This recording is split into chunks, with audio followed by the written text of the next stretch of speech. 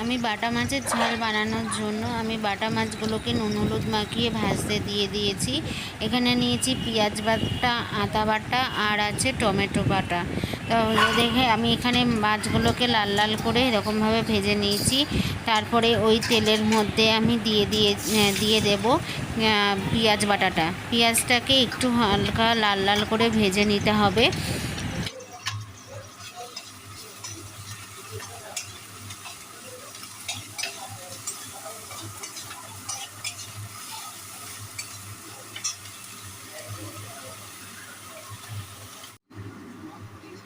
আমার এখানে পেঁয়াজটা লাল লাল করে ভাজা হয়ে গেছে।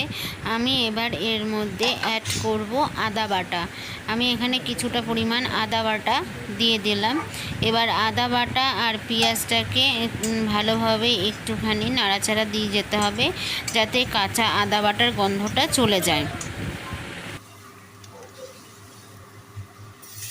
তারপরে দেখো বন্ধুরা, আমি এখানে আদা পেঁয়াজটাকে একটু ফ্রাই করে নেওয়ার পর এখানে টমেটো বাটাটাকে দিয়ে দিলাম। দিয়ে এবার তিনটে জিনিস আদা, টমেটো এবং পেঁয়াজ খুব ভালোভাবে মিক্সড করে নিতে হবে।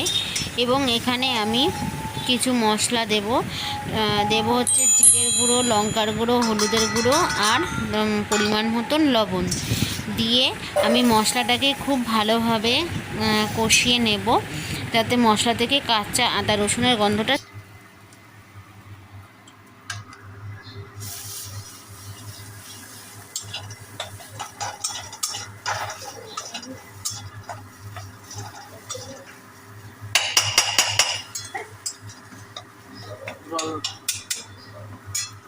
তো তারপরে বন্ধুরা কিছুক্ষণ নাড়াচাড়া দেওয়ার পরে আমি অল্প একটুখানিতে জল অ্যাড করে দিলাম, যাতে মশলাটা পুড়ে না যায়। এবার জল দেওয়ার পরে মশলাটাকে খুব ভালোভাবে কষিয়ে নিতে হবে। মানে খুব ভালোভাবে মশলাটাকে কষাতে হবে, যাতে কাঁচা গন্ধটা চলে যায়। তাই যে দেখো, আমার এখানে মশলাটা কষানো হয়ে গেছে। আমি এবার পরিমাণ মতন জল এতে অ্যাড করে দেবো।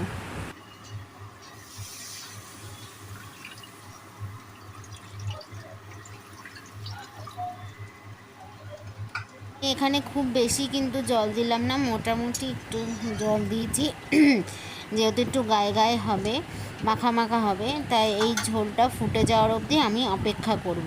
তো এই যে বন্ধুরা, এই দেখো এখানে আমার ঝোলটা ফুটে গেছে। আমি এই পর্যায়ে এবার আমি যে আগের থেকে মাছগুলোকে ভেজে রেখেছিলাম, বাটা মাছগুলো, সেইগুলো এক এক করে এই ঝোলের মধ্যে ছেড়ে দেব। এবং একটা একটা করেই ছাড়তে হবে, নালে সব মাছ একসাথে ছাড়লে মাছ ভেঙে যাওয়ার চান্স থাকে। সেই জন্য এই যে আমি এখানে সব মাছগুলোকে এক এক করে ঝোলের মধ্যে দিয়ে দিয়েছি। দেখো, দিয়ে আমি তারপরে আমি ধনেপাতা কুচি ওপর দিয়ে ছড়িয়ে দেব। ধনেপাতা কুচিটা দিলে মাছের খুব সুন্দর একটা গন্ধ বেরোয়, সেই জন্য।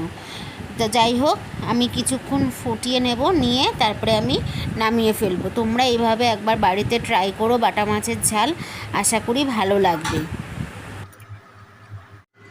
তো এই যে বন্ধুরা, এখানে আমার বাটা মাছের ঝাল হয়ে গেছে। আমি এবার বাটা মাছের ঝালটাকে নামিয়ে নেব। এই যে দেখো, তোমরা এভাবে ট্রাই করো এবং ভালো লাগলে একটা লাইক এবং কমেন্ট করো।